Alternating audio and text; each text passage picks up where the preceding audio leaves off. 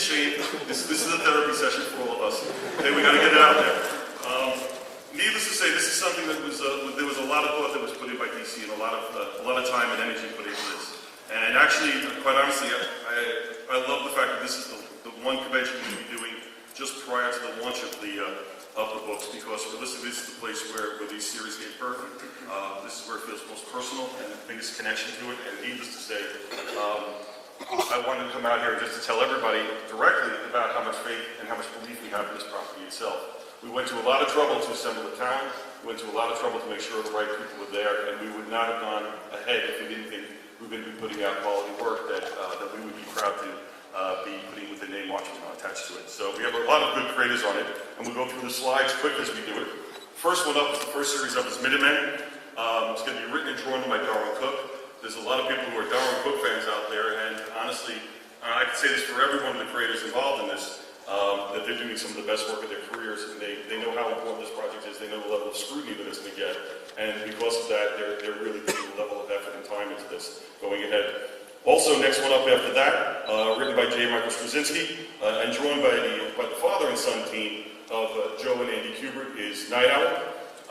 It's funny because Andy's actually working with DC on a semi-regular basis. Now he actually comes to the offices once a week, and I've been watching him work on these pages, and you can see the sheer joy that he's having with it, and also the frustrations and love that he has working with his father on this. And I can't think of anything more fun than a father-son team working on a story that really has a father and son feel to it. Next one up is we've got Len Wein and Jay Lee, right? Yeah, this is it. On Ozymandias, and again, when we put together the series, we wanted to find the widest variety of artists, because of the great work that Dave Gibbons did on the property, and because his style is the only style that we've seen attached with Watchmen for so long. We didn't want people just to repeat what Dave had done, but really to bring their own style and flair to it. And Jay, of all the people, is really bringing a look to this that is separate than anything you've seen with these characters. Next one up is The Comedian, written by Brian Azzarello, drawn by J.G. Jones. This one is really the one that is the political intrigue one, which I think fits the character so nicely. And it plays throughout time, it plays throughout U.S. history, and I think that J.G. really captures that moment in time, and Brian is really driving home a real hard story. And we also have the variant to Comedian number 1. This is the Jim Lee variant for Comedian number 1. Right. Great. Next one up after that, we have J. Michael Straczynski's and Adam Hughes' Dr. Manhattan. And this is, I think, Adam's first interior work in over 10 years. And there was always a lot of people saying, Adam's doing the interiors. Yes, and we've seen the entire first issue. Started on the second. And it's absolutely beautiful, and it really captures, again, the spirit of what Dr. Manhattan is all about, which is a sense of really a sense of scope in regards to how things time shift and how all these bits and pieces are interrelated through the various stages of his life. One of my personal favorites, because Amanda Conner is one of my personal favorites. You got Darwin Cook writing, or actually John Darwin is co-writing with Amanda. And when Darwin signed up with Amanda on this, I mean, what happened was that he really wanted to capture the spirit of Silk Spectre and a period of time. And he basically did the basic plot, and Amanda ran with it from there. And if you've ever been a fan of Amanda Conner's art, the personality, the flavor, this is probably the quietest of the stories, but I think one of the most heartfelt of the stories. This is a coming-of-age story for Silk Spectre as she starts to discover herself and separates herself from what she expected to be from her mother. And it rings true for so many people as they see her journey as it goes ahead. Next one up is the Joshua Middleton variant cover for Silk Spectre number 2. And all these books have variant covers, and we've put together a real crazy list. I think Will Dennis and Mark Shrill just put together a crazy list of folks who are doing variant covers. We see Jim Lee, and we see Josh Middleton, and we've shown people like Michael Golden. Who else is out there, sir?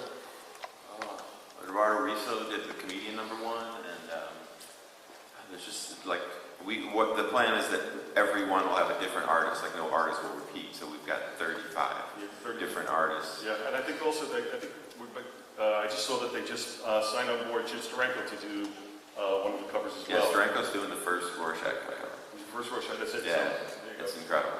So, I mean, like I said, it's a real wonderful array of talent, and it's really great to see so many people participating in this.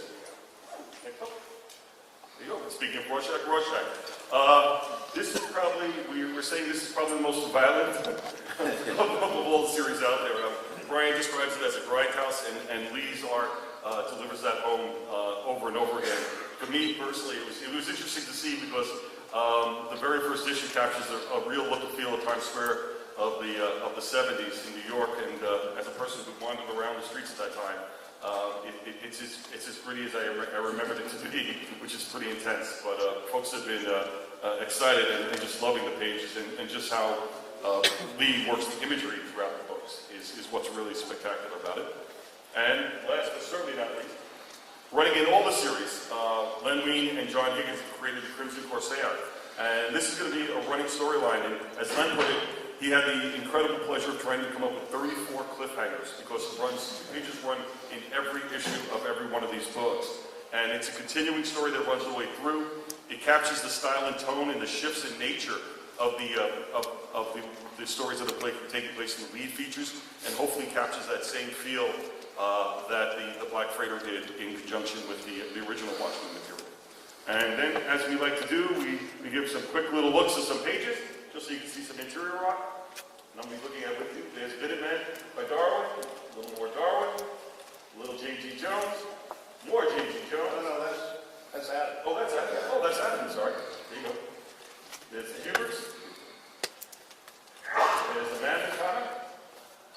There's Lee Bermejo, J. Lee, and John Higgins. And that's before Watchmen, everybody. So, no questions, right?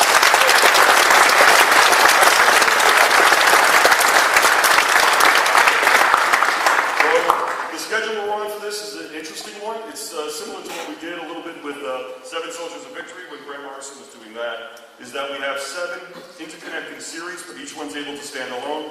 Each one comes out once a week, so we have 1 Watchmen book per week. 3 of the series are 6 parts. Those series are Middleman, Comedian, and Ozymandias, mainly because those are the stories that really span the scope of from when the Minutemen basically start to break up to the moment that Ozymandias knocks on the comedian's door, and I hope that didn't spoil that for anybody. Hoping everybody read it by now. And then also we have the four-part miniseries, which are really more just capturing a slice in the life of the other characters that take place. You know, to say that we're excited about this would be an understatement. To say we're nervous about it would also be an understatement.